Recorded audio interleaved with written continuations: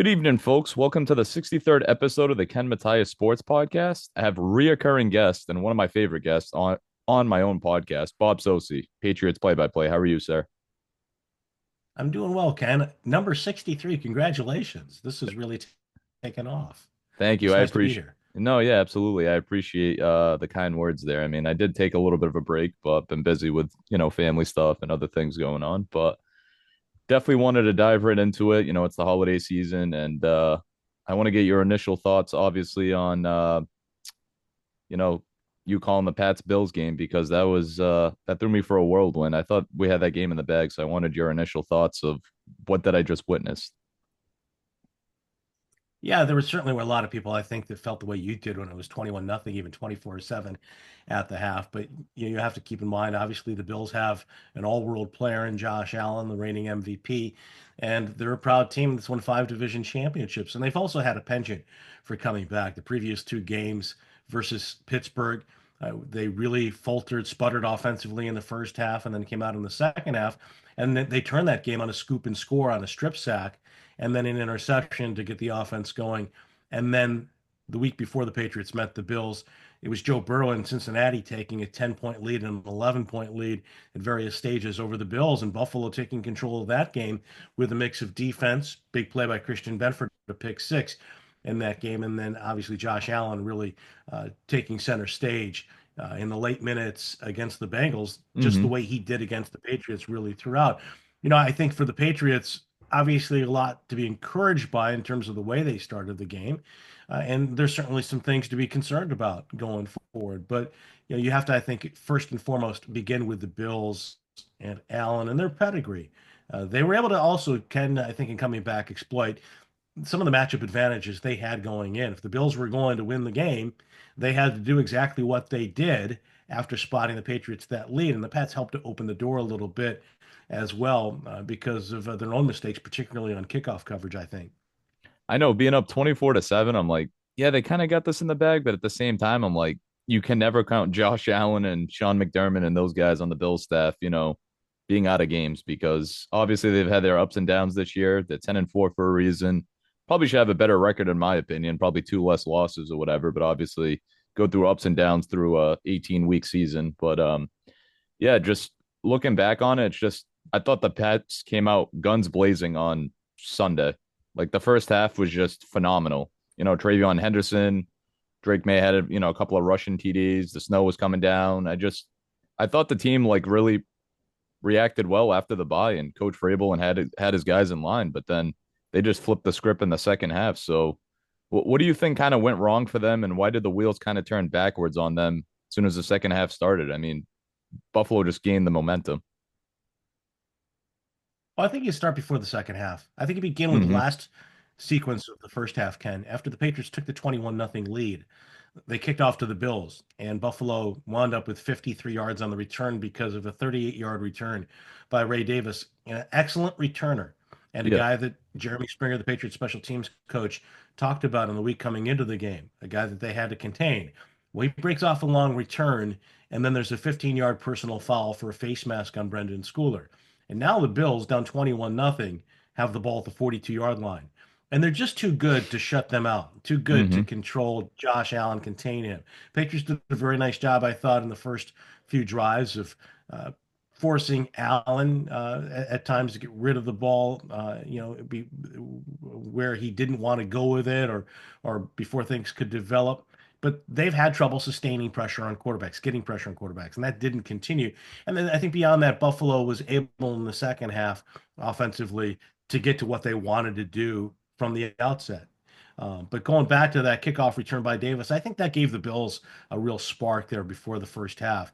And when Buffalo scored that touchdown, even with the Patriots coming back for a field goal, again, nobody on the Bills sideline was going to panic, and that locker room was going to panic. They've done this before, showing the ability to come back. And I have a feeling that, they went to that locker room feeling pretty good about the fact that although they were down 24-7, they had gotten going finally offensively, and they were going to get the football back to start the third quarter. Now all of a sudden you're talking, if you score there, it's a two-score game, and it's a different story.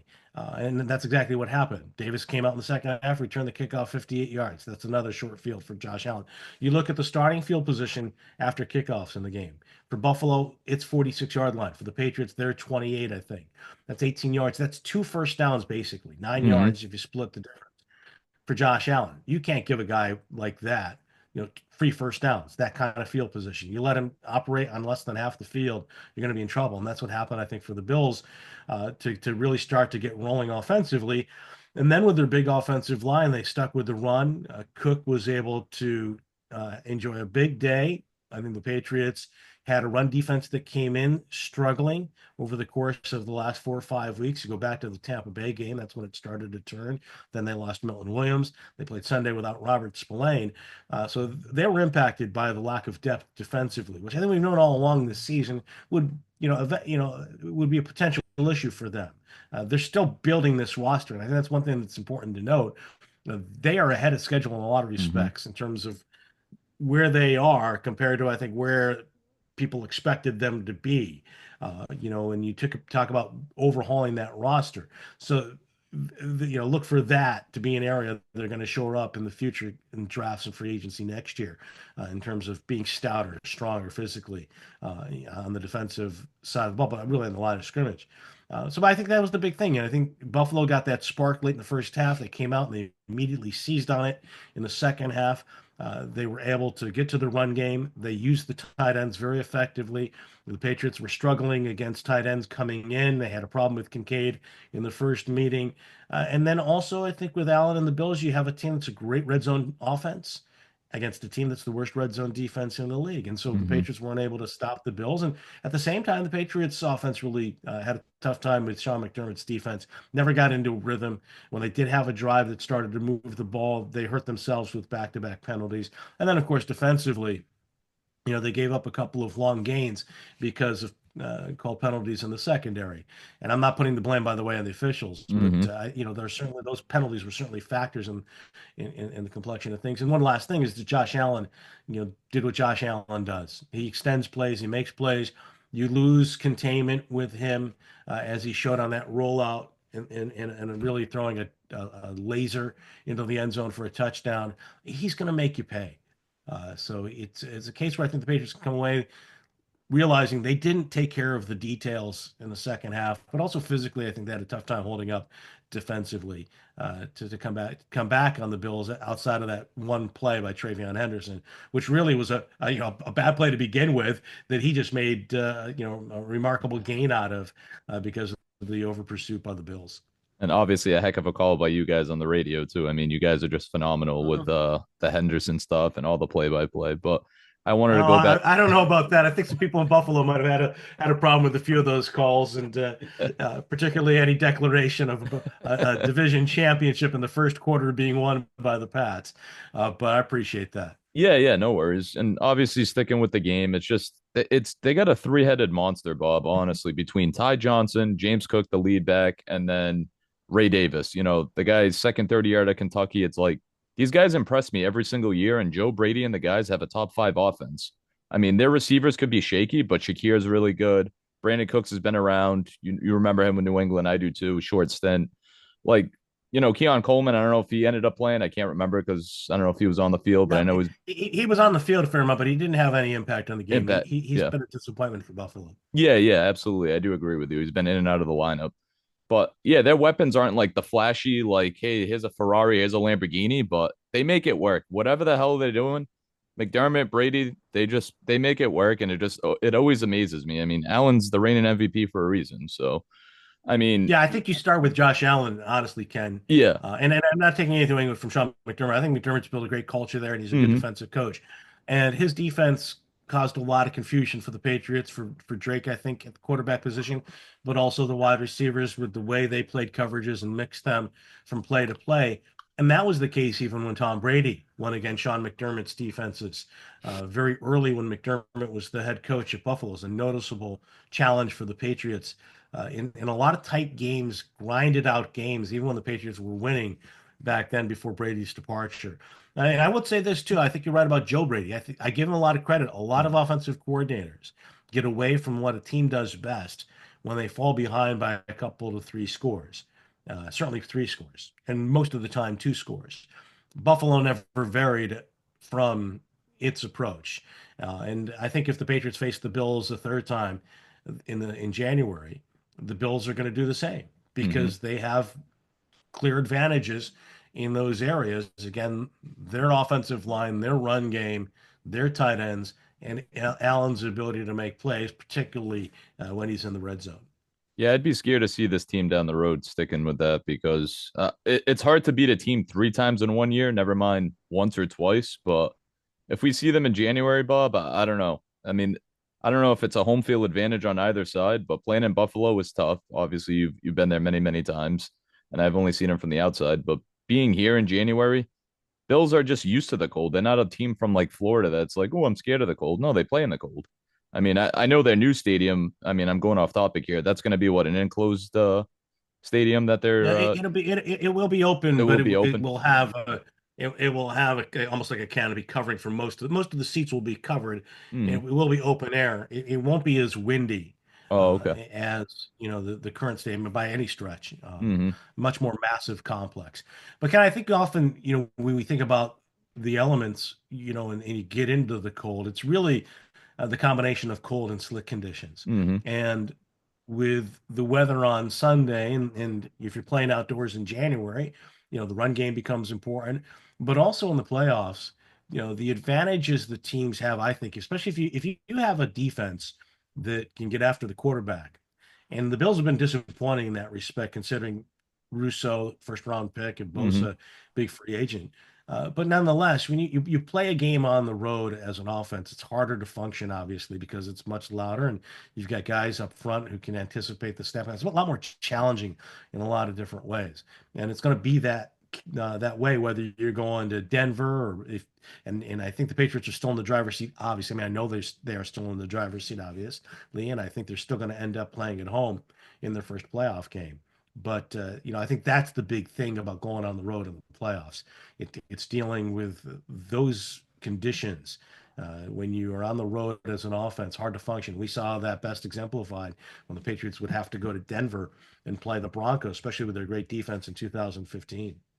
Oh no, absolutely. And I'm glad you brought that up because obviously we lost and then Manning won the Super Bowl in his final year. So I mean, playing in Denver, it seems like obviously you guys have been there with the altitude. It affects the players. It probably affects whoever's not used to it. But Denver's just been on a roll because it was them and the Patriots, right? With a winning streak of 10 or more games up until this week. Obviously, it ended with New England losing to Buffalo. But I think I Mhm. seen Denver's what on a 10 or 11 game win streak. Like, that's amazing. Yeah, and Denver has a very good defense, and I Hmm. think a lot of people had questioned just how good their offense is with Bo Nix.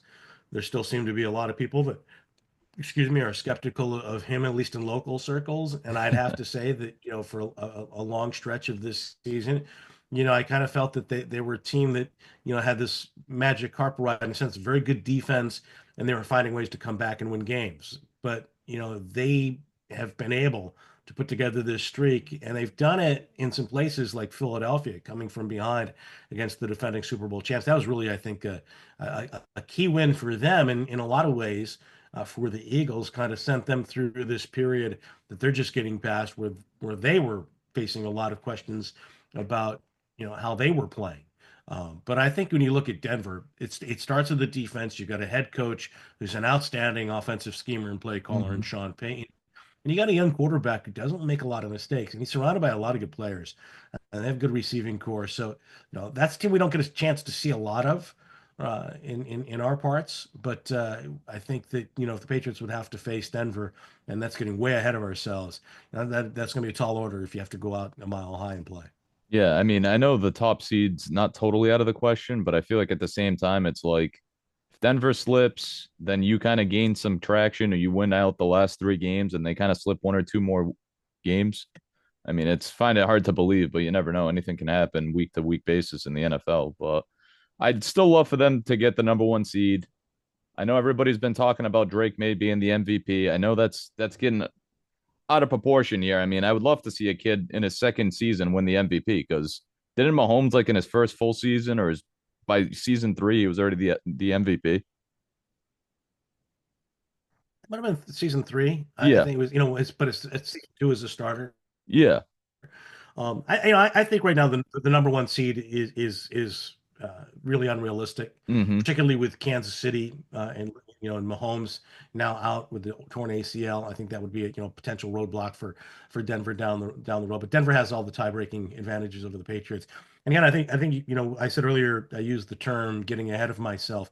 Yeah. I think people have to be careful about getting too far ahead of Hmm. ourselves because the Patriots have to go to Baltimore next week. It's a playoff game. It's a must-win game for the Ravens, and they're starting to get healthy. They're probably the healthiest they've been really since the first couple of weeks of the season. And after going 1-5, they are now 7-7. Lamar Jackson last week in a 24-0 win over Cincinnati took the field for the first time in a month after he wasn't on the injury report. They have Derrick Henry. They have outstanding tight ends, Mark Hmm. Andrews, Isaiah Likely. You begin with them, and they have a defense that's lost a lot of people during the course of the year. They're starting to get some of those guys back, but they have a defense that can certainly create problems and take the ball away. Kyle Hamilton is a really versatile piece. They'll do some different things and show Drake May and the Patriots, I think, a lot of different looks, particularly with how they use him this Sunday night. So going on the road to Baltimore and playing that game now flexed to prime time for the Patriots, particularly coming off the Bills game. I wouldn't be surprised. It's a different game plan. It's a different. Lamar Jackson is not Josh Allen, No. but he's a good running quarterback, and they have a very good running team, and they have a big team with good tight ends. And the Patriots have got to be able to prove that they can take care of both of those areas defensively after really coming up short in both ways against the Buffalo Bills. Yeah, I'll be honest with you. Heading into this Ravens week, I mean, I've always seen it on the schedule. I'm like, either healthy or not, this team is scary good. I mean, like you just alluded to, they got weapons, offensive, defensive side of the ball. I don't think it's going to be an easy cakewalk with New England storming in there and blowing them out 31-0. I think it's going to be a between a 7 to 10 point win by either team. I mean, I hope it's by New England, but will I be disappointed if it's not? I mean, losing two in a row. I mean, it's nice to see that they lost this week. They know what losing's like. I know that's been kind of the talked about, or I've seen it on social media. Like I don't know if it was Diggs or somebody alluded to it. Like it's good to lose in the NFL. I'm like They have to learn obviously, from it. They have to learn yeah. from it. It can be good for them if they learn from it. Yeah. Hmm.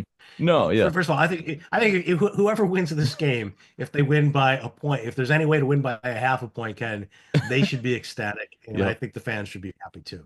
No, absolutely. I'm not worried about 7 or 10 point No, yeah. margins of victory or defeat.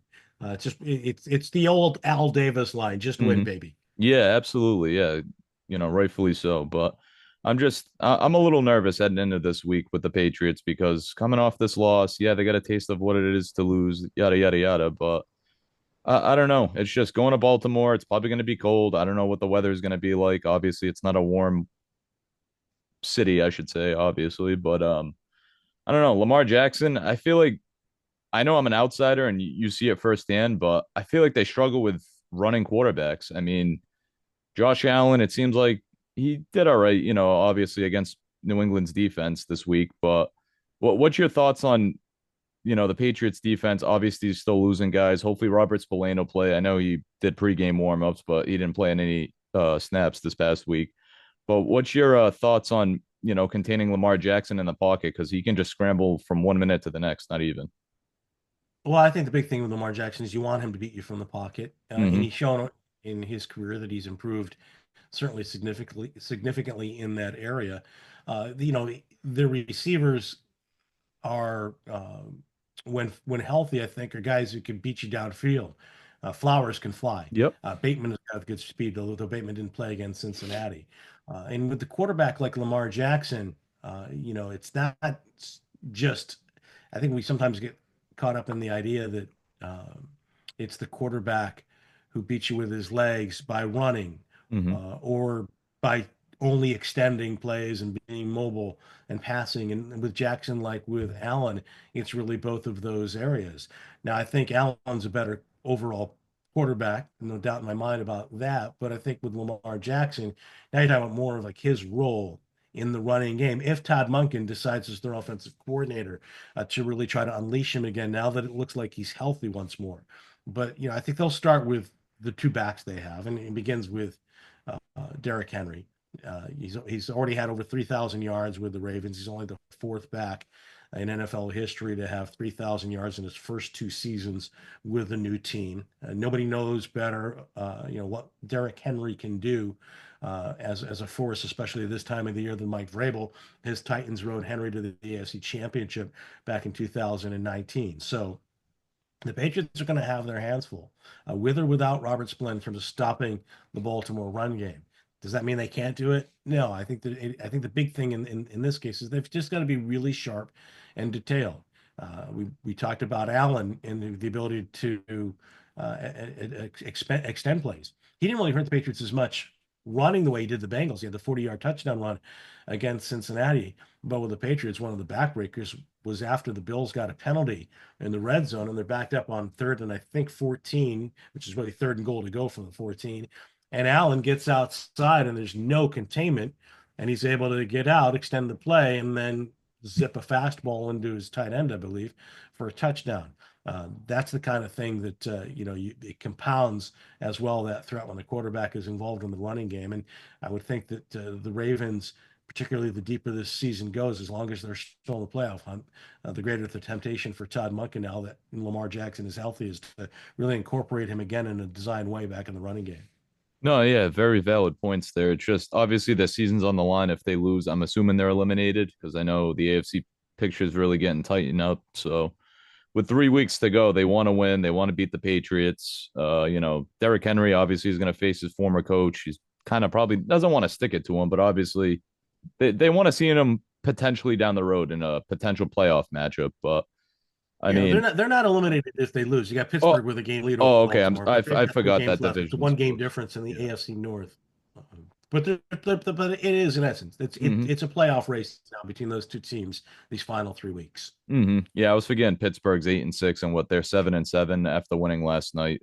Pittsburgh's 8-6 and the Ravens are 7-7 in second place. But yeah, no, it's I don't know because if you lose this week, then you got the Jets in week 17, and then you end in Miami here in January. It's like two winnable games, three winnable games, chance to still clinch the division, and then you got the Bills clipping Hmm. at your heels, Hmm. trying to win what, six in a row, whatever it is, five, six division titles in a row because the Patriots haven't won since Brady's last year. Oh, So, yeah, if the Patriots go in 2-1, regardless of what happens, the hmm. Patriots will be the division champs because they have the better intra-division record than Buffalo. Even though they split the season series, the Bills have that loss to Miami. No, absolutely, yeah. So it usually goes by the division. Obviously, to win the division, it goes by division record, and then when it pertains to like the number one seed, I know I'm going back a little bit. Is it usually like a conference record, or how's that usually work? There's a variety of tiebreakers, but it does begin like if there's two teams tied, and they haven't met head to head, then you go to the conference record. Oh, okay. I know Denver hasn't played New England this year yet, No, so yeah, yeah. no. But no, yeah. I mean, like you said, if they go 2-1, they'll be division champs. That's great, and then we'll see what the Bills will be seeded probably in the 6, 7 seed, whatever it is in the wild card. But before I ended this, I know you got a little bit of time still. Yeah, we got a few more minutes, Ken, for Yeah, sure. yeah, yeah. So obviously wrapping up with the Patriots, but I did notice. Did you call the Cincinnati Bills game on the bye week? I did. Yeah, I wanted you to explain that and like talk about that and how cool it was doing just a normal game without the Patriots. I'm trying to say that in the best terms. well, it's a neutral game where you're the Neutral game. national Hmm. radio play-by-play announcer, where you are supposed to remove all objectivity. I mean, I should say all partiality from that game, and be an objective storyteller, as opposed to calling a game Hmm. uh, as the Patriots broadcaster, where although you're not openly rooting for the Patriots, you're far more excited for the Patriots, and you Yeah. do want to see them win and succeed. But yeah, it was a situation. It was a one-time situation for me. A lot of people who call games for teams do outside work Hmm. on the weekends. College football. A number of my NFL counterparts who are radio voices of teams in the league call college football as well on Saturday. Some do it for national television. Some do it for the local school. Gene Deckeroff, longtime voice of the Tampa Bay Buccaneers, used to call Florida State games forever. Dan Horde, voice of the Cincinnati Bengals, is also the voice of the University of Cincinnati Bearcats. And then there are a lot of announcers who call games for their teams who in the playoffs or maybe even on Thanksgiving when Westwood won or Yep. Sports USA, two of the national networks, Compass Media, and need someone to fill in, you'll hear maybe the voice of the Giants, Bob Papa, doing a Westwood One game, or Dan Miller, the voice of the Detroit Lions, doing a Westwood One game. We were in Cincinnati a few weeks ago for the Bengals Patriots game, and Larry Kahn, who is the play-by-play voice of USA Network and also oversees the company, he's the founder and CEO of that company, asked me if I would be available during the bye week potentially to pinch hit for them on a Bengals Bills broadcast because that game was originally at 4:25, I think, Mm-hmm. and then was moved to 1 o'clock. And with that time change, that meant a change in which radio network carried it. So the game was added to the Sports USA schedule. And that's kind of a long-winded, rather confusing, I'm sure, explanation of how I wound up doing the game during the Patriots bye week. But that But it was was fun. what, It was a yeah, great game. It was a very entertaining game, yeah. I back want and to forth say, again. The Bengals, the big lead. elaborate on that game, seeing we got a little bit of time because I was watching it on TV here and I was like, wow. I mean, it was a heck of a game. Snow coming down. I mean, blizzard condition, not blizzard, but it was coming down. But yeah, your thoughts on that Bills big win against Cincinnati? Yeah, I mean, I think it was very similar to what we saw last Sunday. I mean, naturally, it wasn't a 21-0 lead for Mm-hmm. Cincinnati, but they had an 11-point lead, and the Bengals went 7 for 7 on third down to start that game. The Bills couldn't stop them. And then the Bengals couldn't score on the Bills in the second half. Burrow had a couple of interceptions, back-to-back plays. One where he's Mm-hmm. trying to lob the ball out of the flat. Christian Benford intercepts and runs it back for a touchdown. And then the other is a ball that's tipped at the line, and the Bills wound up scoring a touchdown on the offensive series that followed that. So very similar in a lot of respects to the game in Foxborough in terms of control, the flow of the game, totally in Cincinnati's favor at times. And then all of a sudden, the Bills were able to flip that switch, flip that script, and they take control of the game and win it. Yeah, I know. I mean, that was a must win for them, really. And then obviously, they got eliminated. I think after this week, losing 24 to nothing to Baltimore. But I mean, it sucks to see Burrow out of the playoffs. I think he's one of the guys that you root for that actually cares genuinely about his team and wants to win a Super Bowl. Like, I want to see him win a Super Bowl. Yeah, I want Drake May to win one too, because it's been a little bit for us Patriots fans. But I mean, what's your thoughts on Burrow looking ahead at like 2026? Can this team be competitive with a healthy Burrow and then back in the playoff hunt? I think so. Kind of, I think the question's being asked a lot in the last 2 weeks because of Joe Burrow's demeanor post game, Mm-hmm. his remarks after the Bengals' last two games, the mood that he set in a midweek press conference after the Bills lost, and then the way he talked after the game on Sunday against Baltimore, a team that the Bengals had beaten on Thanksgiving night, only to lose 24 nothing. And he talked about how horribly he played. And that week going into the game, certainly expressed that he's finding little joy in the game right now. This is a guy who's been through a lot of serious injuries that have required long, arduous comebacks. It reminds a lot of people the comparison has been made to Andrew Luck, Mm-hmm. who retired early in great part because of all of the physical adversity that he went through.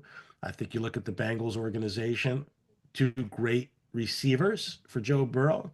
There's some offensive talent there, but the defense has been ignored for far too long. And the offensive line for a long time was a unit that certainly was not among the upper tier of NFL offensive line groups. And so Burrow took a lot of punishment. And the Bengals, because of their defense, especially this year, are not in position to contend for the playoffs these last three games. I mean, that's a team that blew like a 30-point lead against the Jets and later scored in the final minute or so against the Bears and then turned around and gave that lead right back up on a long touchdown pass. So I'm sure a very discouraging season for Burrow in a lot of respects. The Bengals certainly have to remake their defense.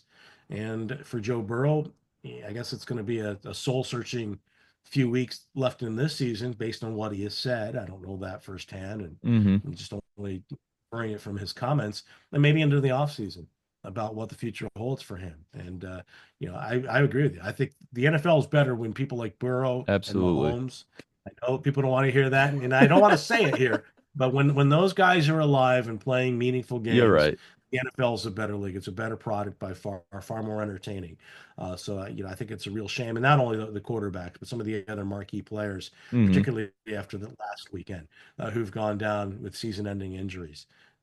What's your thoughts on maybe potential Zach Taylor just rides out 3 games and then Cincinnati maybe just goes in the head coaching cycle and, just lets him go at the end of the year? I mean, I know that might be a little I don't, stretched out. I think, I mean, Mike Brown is an owner that, for one thing, he doesn't necessarily want to pay Hmm. fired coaches. I think that's been the Yeah, I'm track sure record.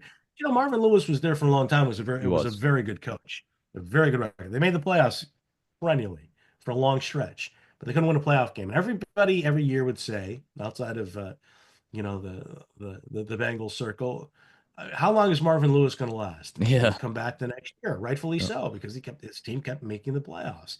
And I think with Zach Taylor, you look at where they were when he took over as the head coach, and they're now in line for his first losing season Hmm. since his first year, since they got to the Super Bowl. Are there things about the Bengals that I think people would like to see differently, managed differently with Zach Taylor? Yeah, but I think overall, by and large, the rush to fire coaches, there just aren't many good coaches in the league Hmm. when you really look at it. So, are you going to find somebody better than Zach Taylor to take over the Bengals, particularly with the rebuilding job they need to embark on defensively? He's a good play caller. He's a good offensive coach. And he's a coach, like I said, that inherited a mess there, had a long, long season. They might have won 3 games his first year, and Yeah, I then they think got to the so. Super Bowl within a couple of years. So I give him a lot of credit for that. Yeah, I could be wrong on his first year, but it was either 2018 or 2019. I know New England went over there and beat them, and I forget the score, but Yes, it was 2019. 19. Yeah, Yeah. So, no, yeah, I a just couple wanted pick your sixes. thoughts. Yeah, I just wanted your thoughts on the Bengals and the current state. And that's awesome that you got to call like a national, not for the Patriots. It was just a national game and you were helping people out. So, Bob, we appreciate you always coming on. And I should say I mean, me, my own podcast coming on and taking the time in the busy season between family games and whatever else you got going on during the holidays. Hey, Ken, it's good to be with you. I wish you and yours all the very best this holiday season. Thanks so much. Absolutely. You as well. Thank you so much, Bob. Thank you.